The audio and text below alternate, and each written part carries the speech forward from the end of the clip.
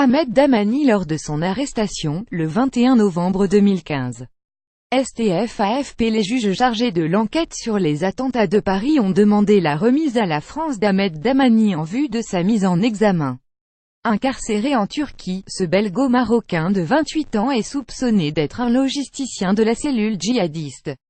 Près de 2 ans après les attentats de Paris, le 13 novembre 2015, l'enquête se poursuit afin de déterminer les responsables de ces attaques, qui ont fait 130 morts.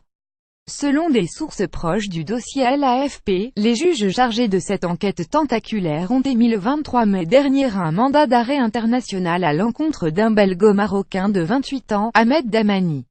Soupçonné d'être un logisticien de la cellule djihadiste, il doit être mis en examen une fois en France. Lire aussi Salah Abdeslam veut assister à son procès à Bruxelles le 18 décembre. Né au Maroc, Ahmed Dahmani a grandi dans le quartier populaire de Molenbeek, dans l'agglomération bruxelloise. Arrêté pour la première fois à 12 ans, il sombre très jeune dans la délinquance, révélait Le Parisien début 2016.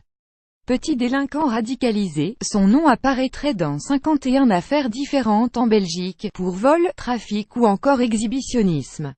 En novembre 2015, LCI lui avait consacré une enquête, affirmant que le jeune homme, passionné de boxe, avait finalement perdu sa licence après un contrôle positif au cannabis.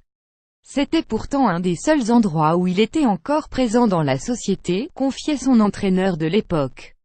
À Molenbeek, Ahmed Dahmani côtoyait de près Salah Abdeslam, seul membre encore en vie des commandos des attentats de Paris, et Mohamed Abrini, l'homme au chapeau, des attaques de Bruxelles, le 22 mars 2016.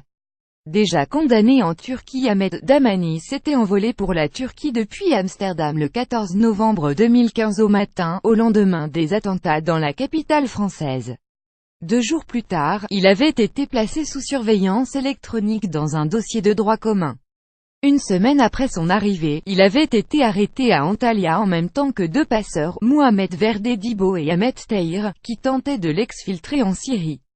En 2016, tous 3 ont été condamnés par la justice turque à 10 ans et 9 mois de prison pour appartenance à une organisation terroriste et pour usage de faux. Lire aussi logisticien des attentats de Paris, Abdeslam était au Stade de France avec les kamikazes 3 mois avant les attentats. Le 4 août 2015, Salah Abdeslam avait été contrôlé en Grèce alors qu'il embarquait sur un ferry pour l'Italie, en compagnie d'Ahmed Dahmani.